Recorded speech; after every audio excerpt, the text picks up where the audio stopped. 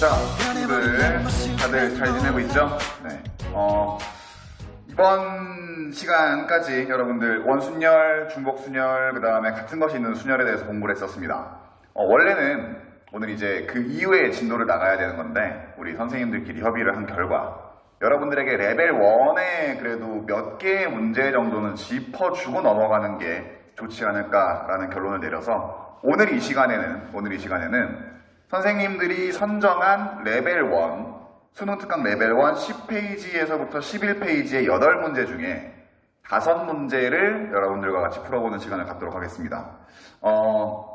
일단 여러분들은 선생님이 문제를 풀기 전에 여러분 선생님 설명을 듣기 전에 문제를 먼저 풀어본 다음에 해설 강의를 듣는 게 여러분들에게 좀 더 좋겠죠. 당연히, 그지? 자, 그럼 지금부터 바로 문제 들어가겠습니다. 오늘 우리가 첫 번째 풀어볼 문제는 수능특강 10페이지의 1번 문제입니다. 자, 이제 수능특강 10페이지의 1번 문제입니다. 선생님이 한번 문제를 읽어볼게요. 그림과 같이 정육각형을 6등분한 도형이 있어. 선생님이 칠판에다 옮겨놨지, 그치? 6개의 영역, 하나, 둘, 셋, 넷, 다섯, 6개의 영역에 서로 다른 6가지의 색을 모두 사용하여 칠하려고 한대요. 색칠하기 문제네요. 한 영역에 한 가지의 색만을 칠해야 돼.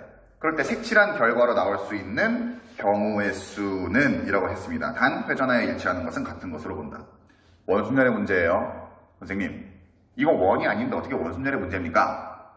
얘들아, 꼭 원형에다가 배치해야지만 원순열의 문제가 아니라 회전해서 같은 경우가 생기면 뭐의 문제다? 원순열의 문제라고. 그럼 선생님 여기에 회전해가지고 같은 경우가 생기는 게 어떤 경우가 있을까요? 라고 물어보는 친구가 있을 수가 있겠지. 봐봐. 바깥의 요 영역들의 선생님이 X자로 한번 표현을 해보겠습니다. 자, 그러면 X자, X 표시가 된 요 영역들은 색깔에 배치했을 때 회전해서 같아지는 경우가 생기지. 그지? 즉, X끼리는 원순열의 형태로 배열이 되는 거야. 됐어? 그럼 똑같이 하나가 더 있죠? 어디에 있어? 안에 있어. 자, 선생님이 동그라미로 표시를 해볼게. 동그라미로 표시된 안에 있는 영역들도 결국은 뭐라고? 색깔이 배치가 될 때, 색이 배치가 될 때 원형의 형태로 배치가 될 거라고. 즉, 이 문제는 바깥의 원형으로 배치가 되면서 안에도 동시에 원형으로 배치가 되는 형태예요. 자, 그럼 이 문제 어떻게 풀까? 하나만 원형으로 배치를 하는 거면 우리가 배운 공식을 가지고 풀 수 있어. 근데 이거는 바깥에도 원순열의 형태고 안에도 원순열의 형태란 말이야. 그지? 그럼 이거 어떻게 할까? 자, 우리 원순열 우리 강의에서 선생님이 강조했던 거 있어. 어떤 거? 원순열의 문제에서 이미 어떤 대상이 배치가 되는 그 순간 더 이상 뭐가 아니라고? 원순열의 문제가 아니라고. 즉, 이 문제는 일단은 정해야 돼요. 바깥의 원형의 형태로 배치가 될 X 표시 자리에 색을 먼저 원형으로 배치를 할 건가? 아니면 안에 있는 동그라미 표시가 된 영역에 먼저 색을 배치할 건가? 이걸 정해야 돼. 관계는 없어. 안에 있는 거를 먼저 원형으로 배치를 하던 바깥에를 먼저 원형으로 배치하던 관계는 없는데 이미 배치가 됐어. 그럼 그 다음부터는 뭐다? 원순열이 아니라 그냥 순열의 형태라고. 알겠지? 자, 문제 풀어볼게요. 자, 먼저 선생님은 그냥 바깥에 있는 거를 한번 먼저 배치를 해볼게. 자, 그럼 먼저 X 표시된 녀석들의 3가지 색을 배치할 거예요. 됐니? 자, 근데 봐봐 얘들아. 6개의 색이 있는데 일단 그 중에 바깥의 세 영역에 칠할 색을 골라야 될 거 아니야? 자, 그럼 6개의 색 중에 순서 관계없어요. 일단 그냥 6개의 색 중에 3가지 색을 뽑을 거니까. 그러니까 6개 중에 뽑을 거야. 뭐를? 3가지 색을 뽑을 거야. 이게 뭐라고? 3가지 색 선택하는 경우의 수예요. 이 3가지 색은 어떤 색이야? 밖에 X자로 표시된 자리에 배치할 색이야. 됐니? 자, 3개 뽑았어. 그럼 이제 어떻게 배치해야지. 근데 배치하는 형태가 어떤 형태라고? 원형의 형태라고. 그러니까 자, 여기서 곱해요. 3가지 색을 원순열로 우리가 사용해서 배치를 하겠다고. 이게 뭐야? x 자리에 색을 배열하는 경우의 수야. 됐니? 자, 여기까지가 지금 어떻게 했어? 세 가지 색 선택했어요. 그 다음에 어떻게 했어요? 세 가지 색을 원형으로 배치를 했어요. 자, 배치가 된 상태야, 여기까지가. 그러면 더 이상 뭐라고? 이제 여기 안에 있는 세 녀석은 원형의 배치가 아니라고. 고정이 되어 있으니까. 아, 그러니까 남은 세 가지 색이 있을 거 아니야? 그럼 남은 세 가지 색을 그냥 하나, 둘, 셋, 세 영역에 그냥 칠하면 돼. 이건 뭐예요? 3팩토리얼이지. 왜? 여기에 들어갈 수 있는 색깔 세 가지. 그럼 여기는 이거 말고 두 가지. 그럼 여기는 남은 거 한 가지. 결국 뭐냐면 3팩토리얼을 곱해주면 끝이야. 이거는 뭐야? 동그라미 자리에 남은 색을 배치하는 형태야.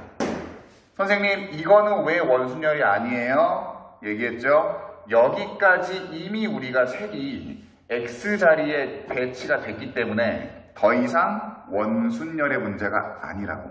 기준이 정해졌기 때문에. 알겠니? 자, 계산합시다, 이거. 이거 계산해볼게요, 이거는. 자, 6C3은 뭐야, 얘들아? 우리 오랜만에 6C3 한번 계산해볼까? 자, 6부터 차례로 3개 곱해. 그 다음에 어떻게 해? 3팩토리얼로 나눠. 자, 그 다음에 곱하기 2팩토리얼이죠, 그죠? 그럼 2팩토리얼은 2 곱하기 1이니까 그냥 2야. 그 다음에 3팩토리얼은 얼마예요? 6이죠. 그러니까 6이야. 아, 그러면 그럼 20 곱하기 2 곱하기 6이니까 답은 얼마? 242번이 되네요. 답은 242번. 자, 기억하세요. 원순열의 문제에서는 어떠한 대상이 배치가 돼. 그럼 그 순간 뭐가 아니라고? 원순열의 문제가 아니라고. 알겠습니까? 여기까지가 1번 문제였습니다. 자, 이제 3번 문제 풀어보겠습니다. 3번 문제를 풀어보기 전에 얘들아, 지금 오늘 선생님이 이 영상을 녹화하는 날이 4월 우리 8일이거든요. 바로 어제 오리엔테이션 영상이 여러분들에게 이제 올라갔지. 그래서 드디어 선생님이 유튜브 채널을 개설을 처음 해서 구독자가 10명이 넘었어요. 네, 축하해주세요. 구독자 10명 신기하더라고. 근데 이 자리를 빌어서 가장 먼저 댓글을 남겨준 우리 양땡준 학생에게 고맙다는 말을 전하고 싶습니다. 근데 성실하게 들어야 돼. 알겠지, 승준아? 잘 보고 있지? 성실하게. 나 지금 너 얘기하고 있어. 잘 들어주길 바랄게요. 그 다음에 우리 이제 조금 더 나아가자면 우리 작년에 선생님 반의 반장 우리 박땡아 친구 고맙습니다. 화이팅이라고 나한테 보내줬어요. 정말 고맙습니다. 관심을 가져주고 여러분들이 웃기다고 막 해주더라고. 특히 막 그냥 애들이 너무 웃기대. 뭐가 웃기지? 난 전혀 웃기려고 한 게 아닌데? 난 너무 진지하게 했는데? 선생님 잘 가르쳐요. 이런 게 아니라, 웃겨요. 막 이러고 있으니까, 네. 그래도 여러분들의 무관심보다는 낫다라는 생각이 들어요. 아무튼 고맙습니다. 수업에 대한 영상, 수업에 대한 코멘터리, 항상 여러분들 원하는 어떤 것들 댓글창에 남겨주면 선생님이 최대한 걸 반영하도록 할게요. 알겠죠? 자, 3번 봅시다. 1학년 학생 3명. 자, 1학년 학생이 3명. 자, 1학년 학년 동그라미를 치자, 얘들아. 그 다음 2학년 학생은 몇 명이야? 2학년 학생은 2명이야. 그 다음 3학년 학생은 1명이에요. 됐니?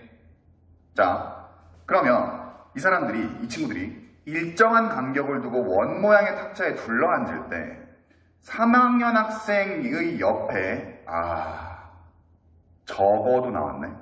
적어도 한 명의 2학년 학생이 앉는 경우의 수. 자, 적어도 문제가 나왔어. 그럼 뭘 생각해라? 여사건을 생각해라 그랬어. 우리가 구하고자 하는 사건의 여사건을 전체 경우의 수에서 빼주라고. 여사건의 경우의 수를. 적어도 문제는 그렇게 푸는 거예요. 자, 그럼 봐봐 얘들아. 한 명의 2학년 학생이 앉는 경우의 수의 여사건은 뭐야? 2학년 애가 앉지 않는 거지. 다시 한 번 더. 3학년 학생 옆에 적어도 한 명의 2학년 학생이 앉는 경우의 수의 여사건은 3학년 옆에 2학년이 아예 안 앉는 거라고. 자, 우리 어떻게 하겠다? 전체 경우의 수를 구해서 3학년 옆에 2학년 애들이 한 명도 안 앉는 경우의 수를 빼주겠다고요. 자, 이렇게 문제 풀 거야. 자, 문제 푼다. 잘 봐, 먼저. 전체 경우의 수를 볼게. 자, 6명을 원탁에 앉힙니다. 그럼 전체 경우의 수는 아주 간단해. 뭐야? 원순열의 문제지. 6에서 하나를 뺀 다음에 팩토리얼을 해주는 거죠. 그럼 전체 경우의 수는 몇 개? 빼기 쉽게. 자, 이제 여기다 뭐 할 거라고, 우리? 3학년 옆에 2학년이 아예 안 앉는 경우를 우리가 구해서 빼줄 거라고. 자, 여사건의 경우의 수를 구해보겠습니다. 여사건의 경우의 수. 자, 봐봐 얘들아, 봐봐. 원탁이 있어. 그러면 3학년이 어딘가에 앉을 거 아니야? 그럼 3학년 자리를 여기라고 해. 여기 3학년 자리. 자, 그러면 봐. 지금 3학년은 한 명이기 때문에 다른 3학년은 없어요. 그럼 봐. 지금 2학년 애들이 얘 옆에 안 앉으려면 필연적으로 1학년 3명 중에 2명이 3학년의 옆자리에 앉아야 된다고. 여기 지금 노란색으로 선생님이 칠한 자리가 누구 자리여야 돼? 1학년 친구들의 자리여야 돼. 왜? 한 자리가 펴. 1학년 애들이 둘 중에 하나만 가. 그러면 나머지 하나에 무조건 누가 가야 돼? 2학년이 가야 돼. 그럼 우리의 여사건이랑 맞지 않아요. 그래서 우리의 여사건은 어떻다? 한 명도 2학년 학생이 3학년 학생 옆에 앉으면 안 되기 때문에 이 양옆에는 필연적으로 누가 앉아야 돼? 1학년 학생들이 앉아야 돼. 아, 그러면 봐봐 얘들아. 일단은 1학년 학생 3명 중에 2명을 골라가지고 여기에 나열해야겠네. 그치? 자, 얘들아, 이건 나열이야. 나열이야. 그치? 그 다음에 어떻게 이제 나머지 친구 몇 명 남았어? 3학년 일단 앉았고 1학년 2명 앉았으니까 나머지 친구들 3명 남았죠. 그 3명을 남은 자리에 배열하면 된다고. 알겠니? 자, 그러면 지금부터 구해볼게. 잘 봐. 첫 번째, 3학년 학생을 먼저 이 원탁에 앉힌다고 생각을 해보자. 근데 얘들아, 자, 이런 친구들이 있을 수 있어. 선생님, 원탁의 자릿수가 6개일 거 아니에요. 6개지 6명을 앉힐 거니까. 그럼 이 6개 중에 한 군데에 3학년을 앉히는 거기 때문에 3학년을 원탁에 앉히는 경우의 수는 6 아닙니까? 아니야. 아니라고. 왜 아니냐? 자, 3학년은 여기에 앉혀. 그지? 그럼 여기에 3학년을 앉히는 경우가 6가지 경우라고? 그러니까 어디 하나에 배치하는 게 6가지 경우라고? 아니라니까? 3학년을 앉히고 띡띡띡띡띡띡 돌리면 그게 다 같은 경우야. 즉, 원형에 배열할 때 원형의 하나의 대상을 배열하는 거는요. 경우의 수가 없어요. 그냥 그 자체가 그냥 한 가지 경우밖에 없는 거야. 왜? 회전을 하면 다 같아지니까. 3학년을 배열하는 게 6가지 경우라고 책정을 하는 거는 3학년이 여기 오는 거, 여기 오는 거, 여기 오는 거, 여기 오는 거, 여기 오는 거, 여기 오는 거랑 다 다른 경우로 보는 거라고요. 근데 원순열은 그게 아니었잖아. 회전하면 다 같아지는 거기 때문에 3학년 학생 한 명을 원탁에 앉히는 경우는 오로지 그냥 한 가지밖에 없어. 알겠지? 자, 그래서 일단 1을 곱할게요. 답지에는 1이 안 나와 있을 거야. 자, 이거는 뭐야? 이거는 뭐야? 3학년 학생을 앉히는 경우.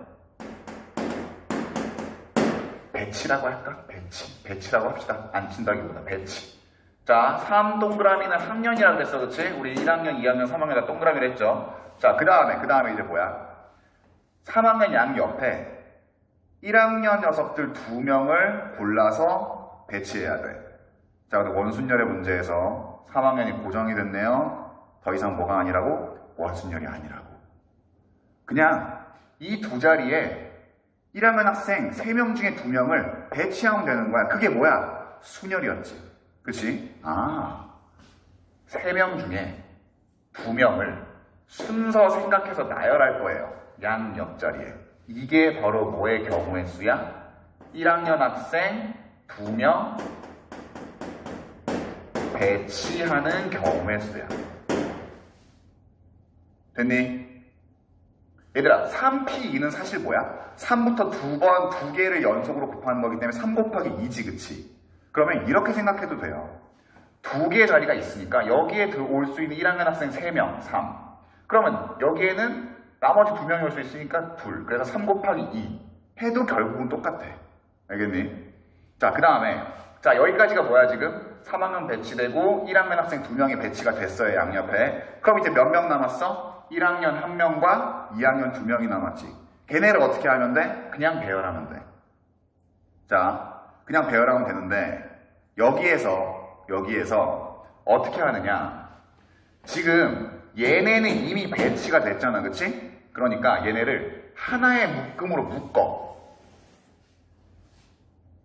어차피 얘네는 배치가 됐으니까 얘네는 움직이면 안 돼. 자, 그 다음에 그 하나의 묶음으로 묶은 다음에 지금 여기에 들어갈 놈, 여기에 들어갈 놈, 여기에 들어갈 놈 이 하나 팀 해가지고 총 4개의 대상을 원형에 배열하는 원순열의 방법을 곱해주면 돼요. 어떻게? 이렇게 4개의 대상을 원형에다가 배치할 거예요. 이게 바로 뭐야?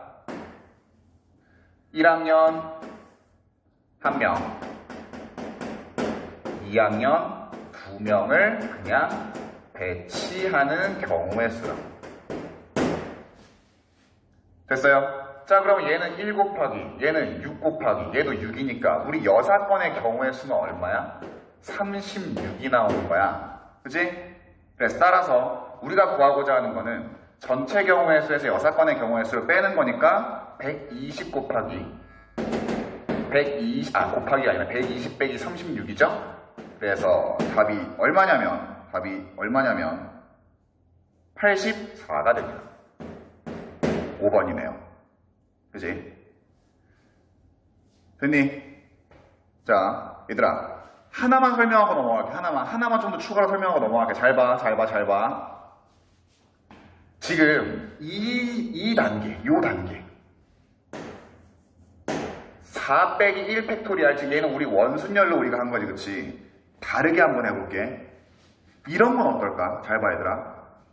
우리, 자, 여기까지 오는 거야. 3학년 배치됐어요. 그 다음에 양옆에 1학년 배치됐어요. 여기부터 하는 거. 이 뒤에 부분을 할 거야. 이 뒤에 부분을 원순열이 아니라 다른 생각을 해보겠다고. 이미 배치가 됐어. 그럼 아까도 얘기했지만 원형의 형태에서는 배치가 된 순간 뭐야? 걔는 원순열이 아니야. 그럼 자, 남은 3명을 하나, 둘, 세 자리에 나열하는 거 뭐? 3팩토리얼. 맞잖아. 얘가 지금 고정되어 있으니까 남은 놈들은 굳이 우리가 원순열로 생각할 필요가 없어. 원순열의 문제가 아니라니까. 그러니까 남은 3명을 세 자리에 배열하는 경우 3팩토리얼. 같네요? 결국 얘랑 원순열로 한 팀으로 묶어서 배열하는 경우로 생각할 수 있겠지만 그냥 우리가 어떻게 하면 돼? 요 놈을 그냥 고정됐다고 생각하고 나머지 세 자리에 3명은 그냥 배열하는 3팩토리얼을 생각해도 답에는 전혀 문제가 없다는 겁니다. 알겠습니까? 자, 그래서 답이 84, 5번이 되겠네요. 자, 이제 4번 문제 풀겠습니다, 여러분들. 4번 문제 한번 볼게. 서로 다른 5개의 스티커를 3명의 학생에게 남김없이 나누어주는 경우의 수. 단 스티커를 한 개도 받지 못하는 학생이 있을 수 있다. 이건 뭐의 스멜이 난다? 중복순열의 스멜이 나네요. 자, 그럼 중복순열의 문제에서 우리가 확실하게 정해야 될 건 뭐? N자리에 뭐가 오냐? R자리에 뭐가 오냐? 근데 선생님 중복순열이랑 같이 중복순열 문제 우리 같이 공부하면서 얘기했어, 영상에서. N의 자리에 오는 건 뭐? 중복이 가능한 녀석. 그 다음에 아래 자리에 오는 녀석은 뭐? 중복이 불가능한 녀석. 중복을 했을 때 이상한 녀석이 와야 된다고. 자, 그럼 봐. 서로 다른 5개의 스티커. 즉 스티커가 몇 개가 있어?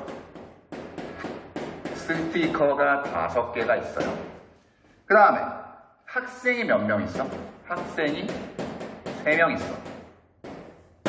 그럼 둘 중에 하나겠네. 5파이 3이든지 3파이 5든지. 결정해야죠. 뭘 결정해야 돼? N자리와 R자리에 뭐가 갈지를 결정을 해야 된다고. 자, 봐봐. 아무거나 해보자. 자, 스티커를 우리가 1번 스티커, 1번부터 5번 스티커라고 하고 학생을 A, B, C라고 합시다. 해보는 거야, 그러면. 어떻게? 둘 중에 한 경우를 해보는 거야. 뭐 해볼까? 학생한테 스티커를 나눠주는 걸로 한번 해볼까? 자, 봐. A, B, C. 자, 학생한테 1번부터 5번 스티커를 나눠줄 거예요. 나눠줄 거야. 자, A, 너 1번 스티커 가져. B, 너 2번 스티커 가져. C, 너 5번 스티커 가져. 이거 되는 거 같아요. 선생님, 되는 것 같아요. 이거 맞아요. 그럼 3파이 5인 것 같아요. 아니지. 5파이 3인 것 같아요. 아니야. 이건 어떻게? 중복 순열이에요. 중복 가능하잖아. 야, 1번 스티커를 어떻게 A, B, C한테 3개 나눠주냐? 찢어서 3등분해서 나눠줄 거야? 그럼 얘네가 엄청 뭐라 할 텐데? 결론. 스티커가 중복이 되면 이상하다. 자, 그럼 다시. 그러면 이번에는 스티커에다가 학생을 나눠줘 볼게. 스티커를 1번부터 5번까지 쫙 나열한 다음에 거기다가 학생들의 이름표를 붙인다고 생각을 해. 그리고 그 이름표를 붙인 학생이 그 스티커를 가져간다고 생각을 해봅시다. 자, 봐봐. 1번, 2번, 3번, 4번, 5번 스티커가 있어. 자, 1번 스티커에 A 너 가져. 2번도 A가 가져. 3번도 A가 가져. 4번도 A가 가져. 5번도 A가 가져. 전혀 문제 없죠? 전혀 문제 없지? 하나 더 해보자고? 하나 더 해봐. 자, 1번 A가 가져. 2번 B가 가져. 자, 3번 C가 가져. 그 나머지 두 개, 그럼 C 하나 너 더 갖고 또 가져. 전혀 문제 없다고. 여기서는 중복이 가능한 녀석들은 뭐? 학생 명수죠, 그치? 그 다음에 중복이 어려운 거, 중복이 불가능한 건 뭐다? 스티커야. 따라서 중복이 가능한 학생의 명수가 n일 거니까 3. 그 다음에 파이 뒤에 중복이 불가능한 스티커의 개수. 그래서 답은 3의 5제곱이니까 답이 9981 곱하기 3이죠? 그러니까 243이네요. 됐지? 자, 이제 6번 문제입니다. 6번 문제. 여러분들 지금 화면에 잘 보이나? 얘들아, 지금 A에서 B까지 직사각형 모양으로 연결된 도로망이 있어요. 6번 문제 보세요. 11페이지 6번입니다. 이 도로망을 따라 A 지점에서 출발하여 B 지점까지 최단 거리로 가는 경우의 수를 구하라. 이거 무슨 문제야? 같은 것이 있는 순열의 문제라 그랬어. 근데 얘들아, 여기가 뚫려 있죠? 여기 뚫려 있다고. 선생님이 그래서 여기 뚫려 있는 없는 길을 그냥 노란색으로 해봤거든요. 근데 얘들아, 니네 노란색이 잘 안 보일 수 있으니까 선생님이 여기 두 줄로 보일게. 이렇게. 한 번 더. 이렇게. 자, 얘 없는 길이에요. 얘 없는 길이야. 얘 없는 길이야. 됐니?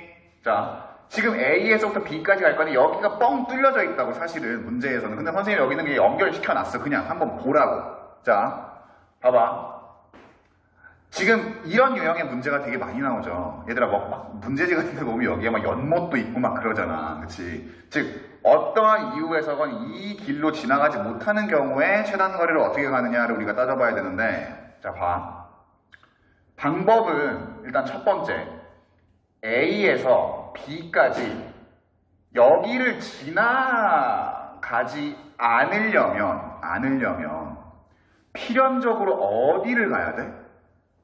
자, 여기를 지나가거나 이렇게 가거나 또는 여기를 지나가거나 아니면 여기를 지나가면 되지. 맞아? 얘를 편의상 X, 얘를 편의상 Y, 얘를 편의상 Z라고 하겠습니다. 자, 그러면 다시 얘기하면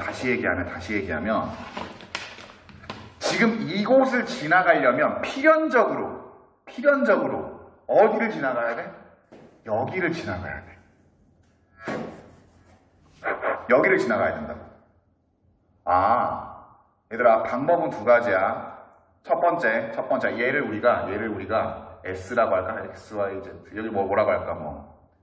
S라고 할까? S. 자, 방법은 두 가지예요. 첫 번째, A에서 B까지 가는 전체의 최단거리 경우의 수를 구한 다음에 거기서 뭘 빼? 여기를, 즉 S를 지나가는 경우의 수를 빼면 여기를 지나가는 경우의 수가 쏙 빠지기 때문에 얘를 지나가지 않고 A에서 B까지 갈 수 있는 경우의 수가 나오지 않느냐. 그죠? 또는 두 번째, x를 지나가고 y를 지나가고 z를 지나가는 세 가지의 경우의 수를 다 구해서 더하거나. 방법은 두 가지예요. 자, 다시 한번 결론. 첫 번째, 우리가 여기를 지나가면 안 돼. 그러면 A에서 B까지 가는 최단거리의 경우의 수에서 A에서 S를 경유해서 가는 경우의 수를 빼주면 된다고. 그게 첫 번째야. 그 다음에 두 번째는 다른 경우는, 다른 방법은 어차피 이곳을 지나가지 않으려면 X, Y, Z 이 세 지점을 필연적으로 지나가야 되잖아. 그러니까 어떻게 하라고? 각각을 구해서 어떻게 해라? 더하라고. 자, 선생님은 문제를 어떻게 풀 거냐? 이 S를 지나가는 경우를 빼주는 방향으로 문제를 풀겠습니다. 알겠니? 자, 해볼게. 봐봐. 자, 먼저 첫 번째. A에서 B까지 가는 전체 경우야. 전체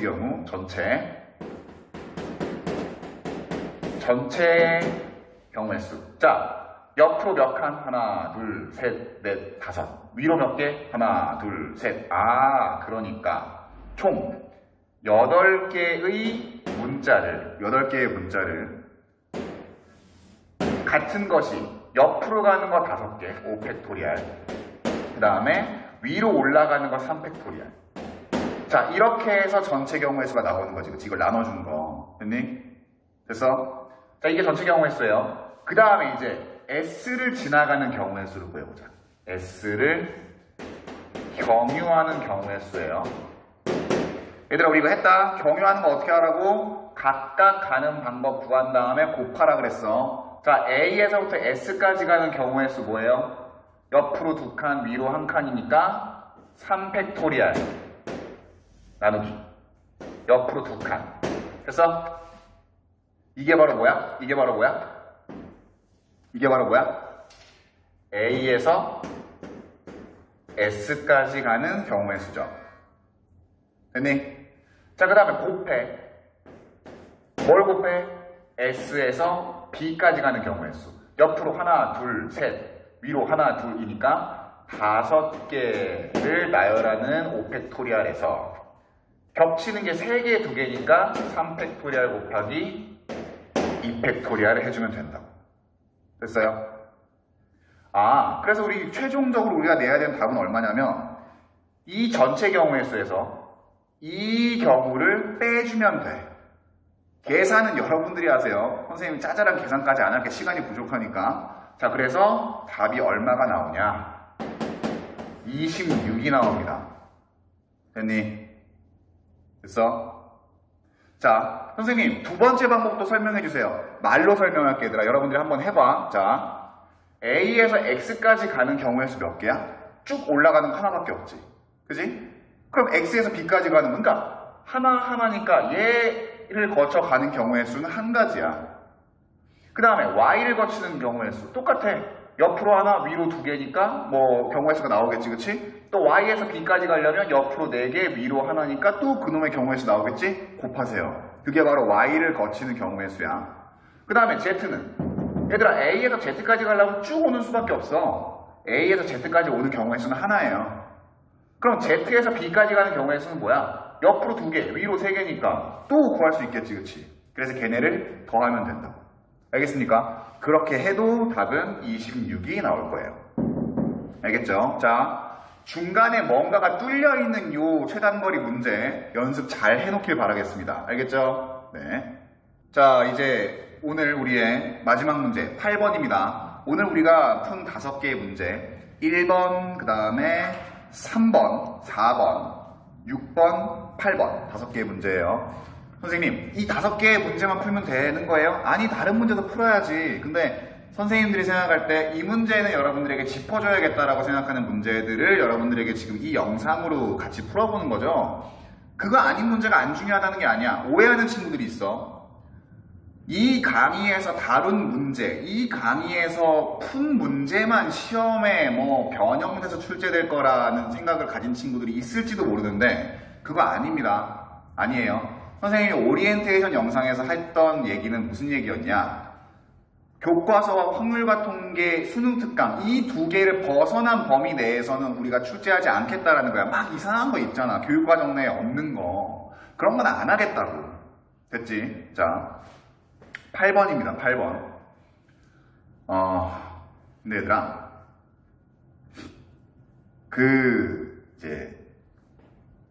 이제 그 유튜브를 여러분들이 댓글 막 달잖아요. 근데 막 댓글이 달리는데 난 그런 경험이 처음이거든. 선생님은 페이스북이나 이런 SNS 계정이 아예 없어요. 내가 하는 SNS는 유일하게 카카오톡밖에 없거든. 근데 막 그게 막 댓글 막 달리고 막 좋아요 그 뭐 이 엄지 이게 좋아요인가? 그거 막 올라가고 근데 8개밖에 안 돼. 그리고 구독자가 11명 막 올라가고. 근데 생각해보니까 나는 우리 저기 지석이 우리 봉파리가 구독자가 한 200명 300명 됐잖아. 그게 어마어마한 거더라고. 그래서 우리 봉파리를 존경하게 됐습니다. 네, 우리 유튜브를 먼저 시작한 선배님으로서 존경하게 됐어요. 이 구독자 11명 얘들아 10명을 넘었어. 그래서 어제 이제 선생님 아들에게 자랑을 했어요. 네, 근데 뭔 말인지 몰라요. 자, 8번 봅시다. 선생님 계속 얘기했지 얘들아. 유튜브에다가 선생님이 영상을 올리고 그거를 북마크를 달아놓을 거라고. 여러분들은 필요한 거를 보면서 복습하세요. 개념이면 개념, 뭐 문제 몇 번이면 몇 번 해가지고 복습하는 그런 창구로 활용을 하고. 알겠니?